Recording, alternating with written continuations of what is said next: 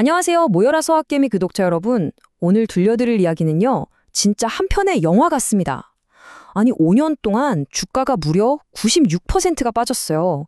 상장 폐지 바로 직전까지 갔던 회사가 있었거든요. 투자자들은 뭐 거의 다 포기했고 시장에서도 아무도 거들떠보지 않았죠. 그런데 정말 말도 안 되게 단 하루 만에 이 주식이 250%를 폭등해버립니다.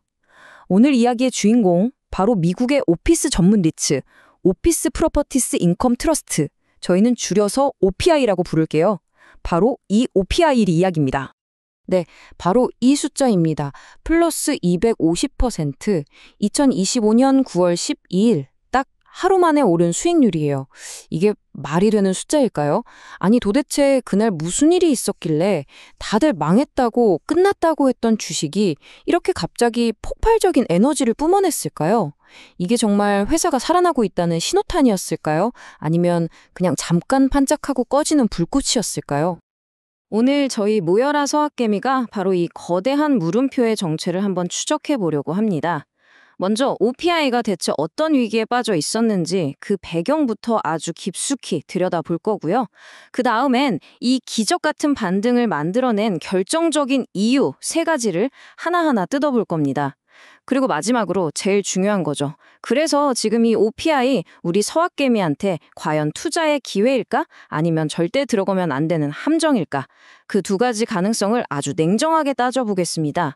자, 그럼 지금부터 OPI의 모든 것을 파헤치러 가보시죠. 아니 근데 이런 드라마 같은 반등을 제대로 이해하려면요. 그 전에 OPI가 얼마나 아찔한 벼랑 끝에 서 있었는지부터 알아야 합니다. 이 회사가 마주했던 근본적인 위기, 그 본질부터 한번 살펴보겠습니다.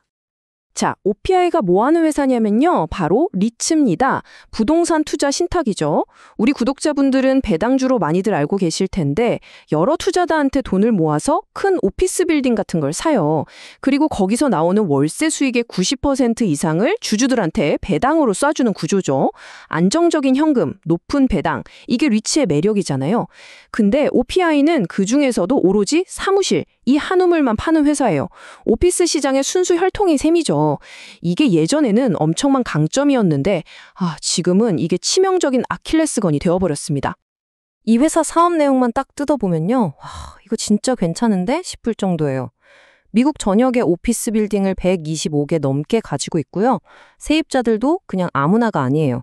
전체 매출의 60%가 미국 정부기관이나 구글, 아마존 같은 신용등급, 투자등급 이상인 초우량 기업들한테서 나옵니다. 월세 떼일 걱정은 거의 없다는 거죠. 심지어 평균 임대 계약 기간도 7년이나 돼요. 단기 계약이 아니라 길게 묶어놔서 수익 구조도 안정적으로 보입니다. 네, 겉으로만 보면 진짜 뭐 하나 빠지는 게 없어 보였단 말이죠. 그런데 말이죠. 바로 여기에 OPI의 딜레마가 있었습니다. 우량 임차인, 안정적인 정부 계약, 업계의 평균보다 높은 85%의 점유율. 이거 다 맞는 말이거든요. 근데 이 모든 장점들을 한 방에 무너뜨릴 수 있는 정말 거대한 쓰나미가 3개나 몰려오고 있었던 겁니다. 첫째, 코로나가 불러온 재택근무라는 거스를 수 없는 대세. 기업들이 이제 비싼 사무실을 굳이 유지해야 하나 싶어진 거죠. 둘째, 그 결과로 나타나는 오피스 공실률의 증가. 그리고 3번째, 이게 제일 치명적인데 바로 금리 인상입니다. 리츠라는 사업 자체가 빚을 엄청 내서 건물을 사는 모델인데 금리가 오르면 이자 비용이 눈덩이처럼 불어나서 회사 생존 자체를 위협하게 되거든요. 자, 그럼 이제 숫자를 한번 까보죠. OPI의 재무제표를 진짜 현미경으로 들여다보듯이 한번 자세히 뜯어볼게요. 이 숫자들을 보시면 이 회사가 지난 몇 년간 얼마나 힘들었는지, 시장이 왜 외면했는지 바로 감이 오실 겁니다. 보세요. 이 표 하나에 OPI의 그 처참했던 상황이 다 담겨 있어요. 시가총액이 한때는 수십억 달러였는데 고작 4천만 달러. 우리 돈으로 한 500억 원 수준까지 쪼그라든 거예요. 웬만한 코스닥 상장사보다도 작아진 거죠. 이러니 변동성은 말도 못하게 커졌고요. 회사가 돈을 못 버니까 PER 비율은 아예 계산도 안 됩니다. 1년, 5년 수익률은 보시는 그대로고요. 그런데 이 절망적인 숫자들 속에서 딱 하나 진짜 반짝이는 게 있었어요. 바로 이 맨 아래 2분기 주당 순이익 EPS입니다. 월가에서는 주당 51센트 손해볼 거라고 했는데 웬걸요. 뚜껑을 열어보니까 오히려 13센트 이익을 낸 거예요. 이게 바로 거대한 반등의 신호탄이었습니다. 이 숫자는 정말 따로 떼어서 봐야 해요. 마이너스 96.2%. 이게 무슨 뜻이냐면요. 만약에 5년 전에 OPI의 안정적인 배당만 믿고 1억을 넣었다? 그럼 이 250% 폭등이 있기 바로 전날 내 계좌에는 400만 원도 채 안 남아 있었다는 얘기예요. 와, 장기 투자자들한테는 정말 악몽 같은 시간이었겠죠. 이 수처가 바로 OPI가 얼마나 깊고 어두운 터널을 지나고 있었는지 보여주는 가장 강력한 증거입니다. 그리고 여기에 또 하나의 시한폭탄이 있었습니다. 바로 빚입니다, 빚. 부채 자본 비율이 3.5배. 이게 무슨 소리냐면 내 돈보다 빚이 3.5배나 많다는 거예요. 물론 리츠 산업이 원래 빚이 좀 많긴 한데요. 3.5배는 위험 수위를 한참 넘은 겁니다. 금리가 1%만 올라도 이자 비용이 어마어마하게 늘어나는 구조. 이건 뭐 그냥 목에 올가미를 걸고 있는 거나 마찬가지였죠. 상황이 이 지경이니까 OPI도 가만히 있을 수는 없었겠죠. 살아남으려고 진짜 필사적인 몸부림을 칩니다. 제일 먼저 한 게 뭐냐면 리츠의 자존심이죠. 상징인 배당금 지급을 아예 중단해버렸어요. 이건 그냥 시장에다 대고 저희 지금 당장 빚 갚을 현금이 없어서 배당 줄 돈도 없어요 하고 베끼든 거나 마찬가지예요.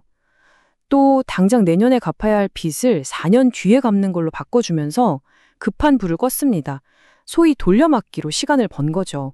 그런데도 신용평가사 S&P는 OPI 신용등급을 CCC-를 줬는데 이게 거의 부도날 확률 매우 높음이라는 딱지를 붙인 거나 다름없습니다. 자, 여기까지 들어보시면 어떠세요? OPI 진짜 답이 없어 보이죠? 그런데 바로 이 잿더미 속에서 250%짜리 불꽃이 터져 나온 겁니다. 도대체 어떻게? 이제부터가 진짜 재미있는 부분이에요. 그 기적의 촉매제가 뭐였는지 하나씩 까보겠습니다. OPI의 주가 폭등은요, 그냥 한 가지 이유 때문에 터진 게 아니에요. 마치 세 가지 재료가 딱 맞는 타이밍에 섞여서 폭발한 말 그대로 퍼펙트 스톰이었습니다. 자, 첫 번째 재료는 아까 말씀드린 어닝 서프라이즈. 다들 적자날 줄 알았는데 깜짝 흑자를 내면서 시장을 한번 놀래켰죠. 두 번째는 숏 스퀴즈입니다. 당시 OPI의 공매도 비율이 6.87%나 됐어요. 주가가 떨어질 거에 베팅한 사람들이 엄청 많았다는 뜻이죠. 근데 어라? 주가가 거꾸로 오르기 시작하니까 이 사람들이 손실을 줄이려고 빌려서 팔았던 주식을 막 비싼 값에 다시 사들여야 했던 거예요. 이 매수세가 불난 집에 기름을 부은 격이었죠.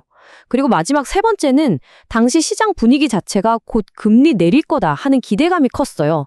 OPI처럼 빚 많은 리츠한테 금리 인하는 가뭄의 단비 같은 소식이니까 이 기대감이 주가를 더 밀어 올린 겁니다. 이런 상황을 보고 이제 X, 그러니까 옛날 트위터죠. 거기에 있는 트레이더들이 재밌는 말을 만들어냈어요. 저유동성 리츠의 반등이라고. 저유동성이라는 건 시장에 풀려있는 주식수가 적다는 뜻이거든요. OPI처럼 덩치가 작고 거래량이 적은 주식은 조금만 사도 주가가 확 오르기 쉬워요. 그러니까 이번 폭등은 회사가 근본적으로 좋아져서라기보다는 어닝 서프라이즈를 핑계로 공매도 세력이랑 투기 세력이 엉겨붙어서 만든 기술적인 현상 아니냐라는 좀 냉소적인 시각이 담긴 표현인 거죠. 자, 그럼 이제 정리를 좀 해볼까요? 지금까지 우리가 본 걸 다 종합해서 제일 중요한 질문에 답을 해봐야죠. OPI, 이거 진짜 바닥 짚고 날아가는 터닝 포인트에 서 있는 걸까요? 아니면 그냥 죽은 고양이도 높은 데서 떨어지면 한 번은 튄다는 그 데드캣 바운스에 불과할까요? 앞으로 OPI가 갈 길은 딱 두 가지로 보여요. 완전 천국이냐, 지옥이냐죠. 먼저 긍정적인 시나리오, 그러니까 불 케이스부터 볼게요. 시장 기대대로 금리가 내려가서 이자 부담이 확 줄고 생각보다 기업들이 사무실로 많이 돌아오면서 오피스 시효가 살아나는 거예요. 이렇게만 되면 2026년에 돌아오는 큰 빚도 잘 해결하고 주가도 1달러 넘기면서 위기에서 완전히 벗어날 수 있겠죠. 반대로 최악의 시나리오, 베어 케이스는 고금리가 계속되거나 오피스 시장이 더 나빠지는 겁니다. 그럼 결국 빚을 못 갚아서 알짜 빌딩들을 헐값에 팔아야 할 거고 주가는 다시 폭락할 수 있습니다. 솔직히 지금으로서는 어느 쪽으로 갈지 장담하기가 정말 어렵습니다. 그럼 우리 서학개미 투자자 입장에서 만약 이 OPI에 관심이 있다면 뭘 봐야 할까요? 딱 세 가지만 기억하세요. 앞으로 우리가 지켜봐야 할 핵심 관전 포인트입니다. 첫째, 현지 시각으로 10월 29일에 나올 3분기 실적. 2분기의 깜짝 흑자가 그냥 운이었는지 아니면 진짜 턴어라운드의 시작이었는지 판가름 날 겁니다. 둘째, 2026년 만기 부채를 어떻게 해결할 건지 이 리파이낸싱 관련 소식들을 계속 추적해야 합니다. 그리고 마지막으로 분기마다 발표되는 오피스 점유율 데이터. 이 숫자가 하락을 멈추고 다시 올라가기 시작한다면 그게 바로 OPI의 본업이 진짜 살아나고 있다는 가장 확실한 신호가 될 겁니다. 자, 오늘 이야기의 마지막은 이 질문으로 마무리를 해볼까 합니다. OPA라는 한 회사의 이야기가 과연 그냥 한 회사의 생존기로 끝날까요? 저는 아니라고 봅니다. 이건 어쩌면 사무실이라는 공간 자체의 미래, 그리고 팬데믹 이후 우리 모두의 일하는 방식이 과연 어디로 갈 것인가에 대한 아주 중요한 질문을 던지고 있는 건지도 모릅니다.